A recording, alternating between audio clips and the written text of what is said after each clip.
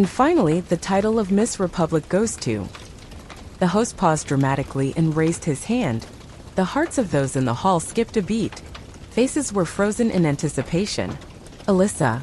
The room erupted in cheers and applause. Loudest of all was a man who jumped up from the front row. "My girl. My beautiful girl," he shouted, though his voice was lost in the noise. Alyssa, however, read his lips and smiled at him through her tears. She couldn't believe she had actually won. Only when the crown touched her head did the emotion overwhelm her so much she could barely breathe. But as the newly crowned queen of the evening, Alyssa accepted the honor with her eyes sparkled with joy. Long lashes framed them, coated in mascara. Unlike the other contestants, Alyssa didn't wear fake lashes. In daily life, she didn't wear makeup at all. Nature had gifted her with a rare beauty. After a long photo session, her cheeks ached from smiling. She was tired of the cameras, the congratulations, the endless festive music.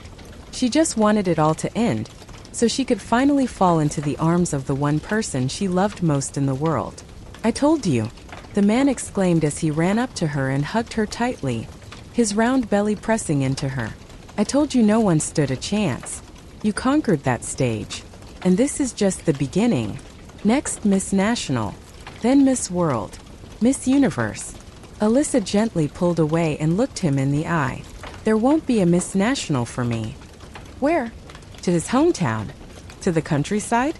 Have you lost your mind? What will you do there? Milk cows? If I have to, yes. You're 18. Your whole life is ahead of you. Either you make a different choice and go to Miss National, or I walk away. It's up to you." Alyssa lowered her hand from his shoulder, turned toward the mirror, leaned on the table with both hands, and looked at his retreating back. Then she stared into her own reflection and narrowed her eyes. She had already made her decision. "Yesterday." "Mom, when will the show start?" 5-year-old Arya tugged at Alyssa's sleeve. She glanced sideways at her little brother Timmy, who was sitting calmly on his father's lap, holding a toy that flashed with colorful lights. "Soon."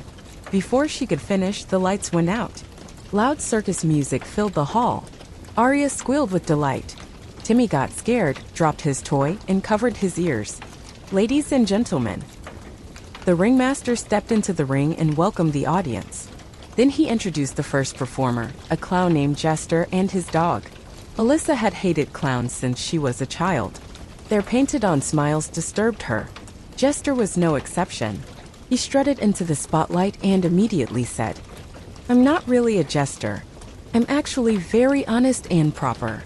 He stepped off the stage, shook hands, patted kids on their heads. Then he returned a whistle he had just stolen from a boy, drawing laughter from the audience.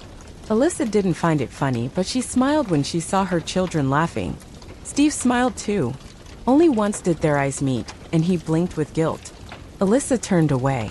"I'm actually a wizard. Don't believe me? I'll prove it. Braveheart, bring me my suitcase." The dog crept from behind the curtain, trembling, his tail low. A yellow suitcase dragged behind him. The audience burst into laughter. Braveheart was a coward. Jester scolded him. The dog's sad face tugged at Alyssa's heart. She hated clowns even more now. If not for the children, she would never have come. If not for Steve. Jester performed tricks, then acrobats came out, followed by other performers. When the tigers entered the ring, the children were thrilled. After the show, the crowd poured into the main lobby. Alyssa tightly held Arya's hand, but while she was distracted by Timmy's fussing, Arya slipped away. "Arya!" Alyssa shouted, searching through the crowd, scanning heads, looking for an orange hair tie. At last she saw Arya standing near Jester, surrounded by other kids. Arya pushed forward, tugged Jester's sleeve. He looked down at her. She whispered something. He nodded and shook her hand. Alyssa rushed over. "Arya, why did you run off?" "I was so scared." "Don't ever do that again." Arya pouted but followed her momquee, still glancing back. Steve was waiting with Timmy. Without a word, he led them to the car, helped the kids in, and started driving. "I hate the city," he muttered. "Loud, polluted, crowded. Every time we come here, I'm reminded how peaceful it is back home." Alyssa stayed silent. She only answered the kids' excited chatter about the circus. Steve relaxed as they reached their quiet town. He opened the gate. "Hinges are squeaking. Gotta fix that." I'll do it, Alyssa said flatly. Thanks for coming with us today. It meant a lot to the kids. It's important they know both their parents love them.